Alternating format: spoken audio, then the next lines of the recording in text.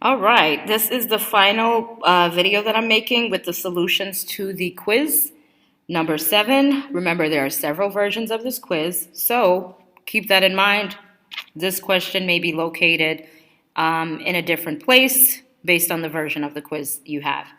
So, question number 13 on this version states that two triangles are congruent if A, corresponding angles are congruent, B, corresponding sides and corresponding angles are congruent, C, the angles in each triangle have a sum of 180, D, corresponding sides are proportional.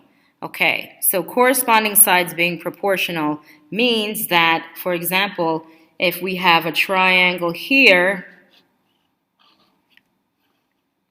that has sides of 3, 7, and let's say this is 6, then a triangle that would be proportional to that would have, let's say the proportion is, right, such that this is 2 times larger, that's 2 times larger. The scale factor is 2.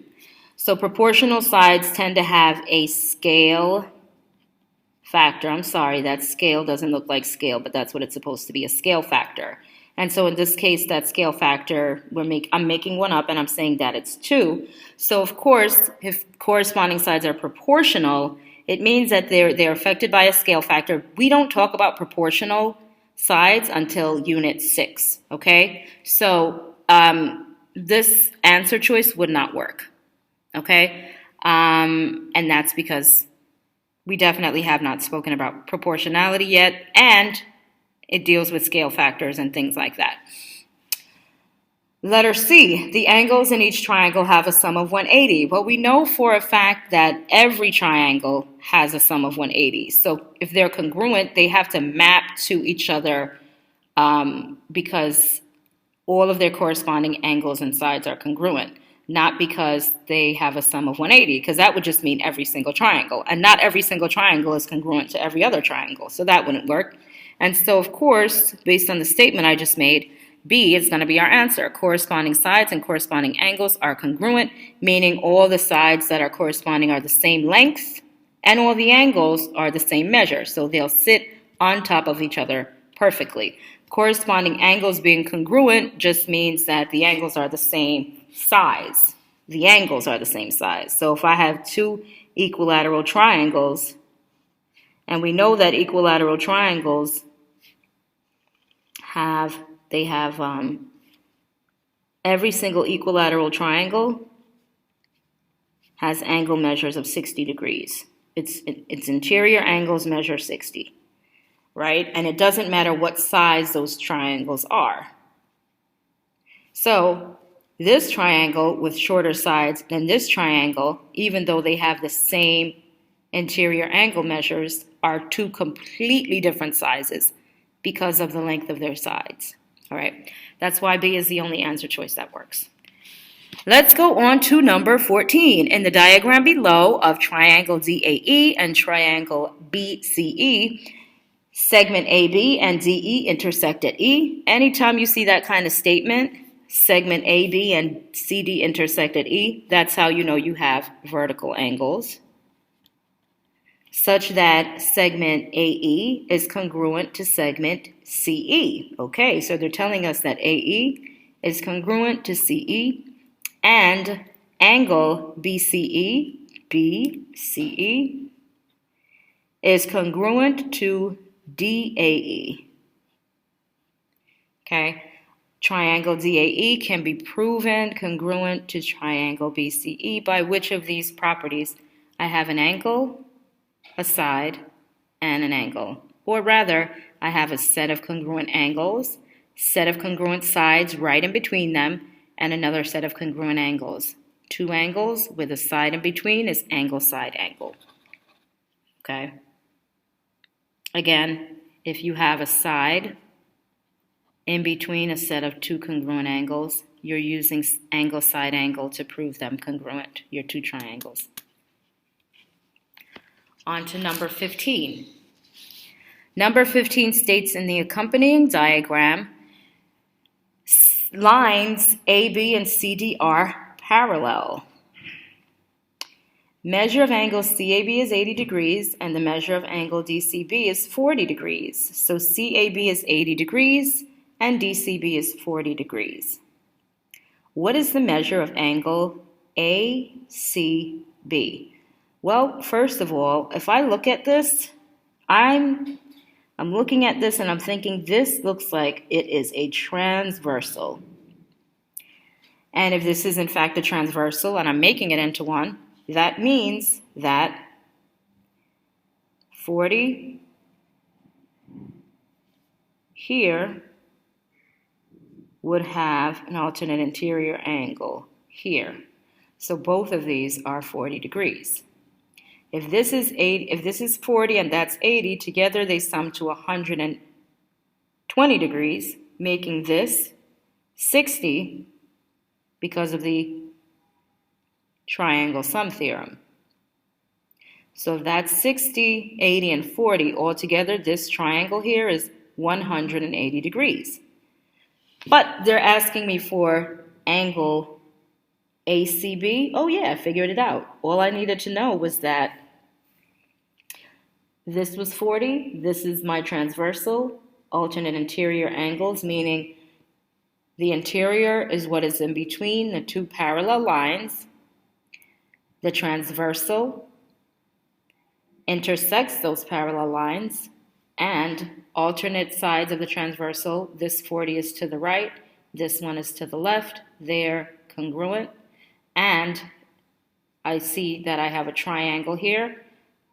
Triangle sum theorem tells us that all of the interior angles of a triangle needs to sum to 180. Therefore, your answer is B. Number 16 asks us to construct the altitude of triangle LMN from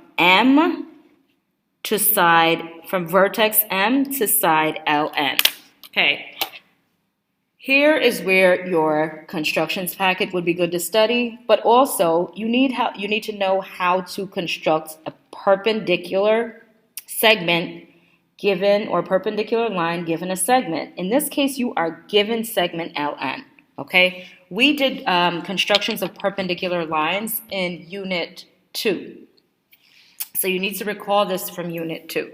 Okay, if you need to take out your Unit 2 packet and just look at it, fine. Essentially, what we are doing is we are constructing a perpendicular line, or a line that is perpendicular to segment LN. So what I'm going to do is, and what I suggest you do when you encounter a question like this, is just extend the given line. So what I mean by that is just extend it, okay? Extend it beyond these points here. Once you do that, you're going to take your focus point and you're going to put it on point M, okay? Focus point on M. Then you're going to take your pencil point, okay? So I'm putting my focus point on M, pencil point right underneath where N is, and I'm just going to make an arc right here, okay? Then I'm just going to switch so that now I'm right underneath L, and I'm going to make another arc here. Now, as you can see, even this didn't, it didn't extend to where I wanted it to, so I'm just going to extend this. But what I'm not doing is I'm not changing, I'm sorry for moving this around so much, I'm not changing the setting of my compass. So if you need to reset your setting, just get back to where you were here and where you were right here. I'm just going to do that again. Once you do that, from there, you're going to put your focus point here and then make an arc. Think about, you really want to, from point M, you want to connect wherever these two are, wherever your arcs are going to intersect to M. And I'll show you what I mean by that. So from N, I made an arc down here, and then I'm going to do the same thing, or rather not from N, but from this intersection. Then from this intersection, I'm going to also make an arc here. These two arcs intersect right at this point. So just to review the steps, we're told we are going to construct the altitude of triangle LMN from point M to segment LN. Extend segment LN, then put your focus point on M, make an arc on the segment that you just extended. Keep the same setting, make another arc on that same segment, but on the opposite side. Then where your first arc intersects, right at that intersection point, make an arc. Then come down here, come to the other side, make an arc here. Where these two arcs intersect, you're gonna draw a point, and then all you have to do is connect those 2 points, okay? And, draw your line. And so you've constructed an altitude. Do not leave out the 90-degree angle. That's how you indicate that this is an altitude, all right? On to the next. So there's 2 more questions left, and this question was probably the easiest question on the test. I'm gonna be very honest with you. Many people got this correct, which I was happy to see. It says it's graphed on the set of axes below triangle A prime, B prime, C prime is the image of triangle ABC after a sequence of transformations. Is triangle A prime, B prime, C prime congruent to triangle ABC? Use properties of rigid motions or rigid motion to explain your answer. So you should have answered yes, because under rigid motion transformations,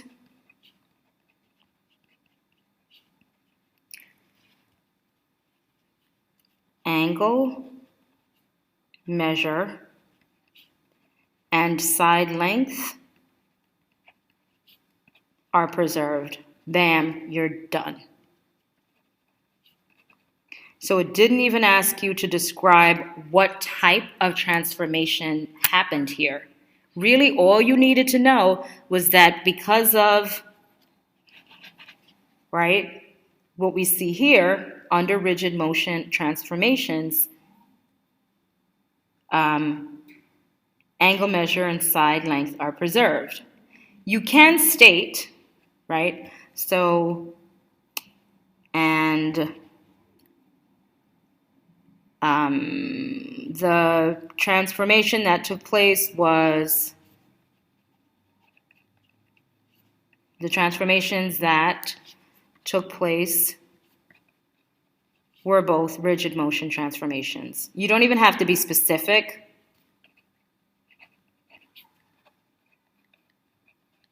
Rigid motion transformations. There is a question like this on tomorrow's test. Okay, last but not least is this proof. Okay, we're given this information. Segment A, I'm going to leave this kind of like over here so that you can copy down what I wrote. So let me just try to fix this so that you can get everything. And then maybe I can nope, I got to bring this up.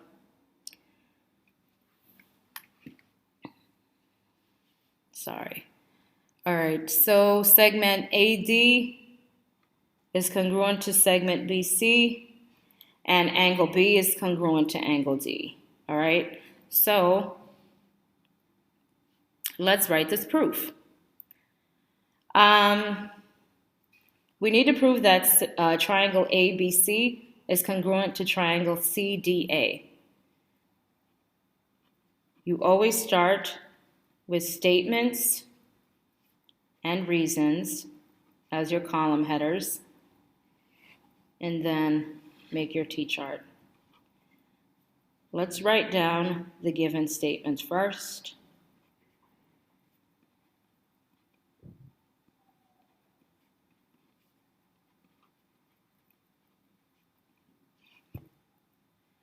The second statement is what we derive from the given. Well, first of all, if we're told that we have 2 parallel lines, that means that we also have a transversal here. which creates a set of alternate interior angles, which could be here and here or here and here. I'm going to go with these two here. But if you went with two alternate interior angles here and here, that's fine as well. So that means that angle DAC is congruent to angle BCA. And that's because alternate interior angles are congruent. And you can also state when lines are parallel. When sides are parallel. Your third statement is going to be that this segment here is congruent to itself by the reflexive property. AC is congruent to AC, or you could put AC is congruent to CA by the reflexive property. And there's enough information here to write down your statement or to prove that your triangles are congruent. So triangle ABC is congruent to triangle CDA, and that's because we have angle, angle, and side. Angle, angle, side, congruence, postulate. And that's your completed proof. All right, sorry for this video being so long, but please use it to study, and hopefully it did help you in some way. Good luck tomorrow, and I will see you bright and early. Take care, guys. Bye.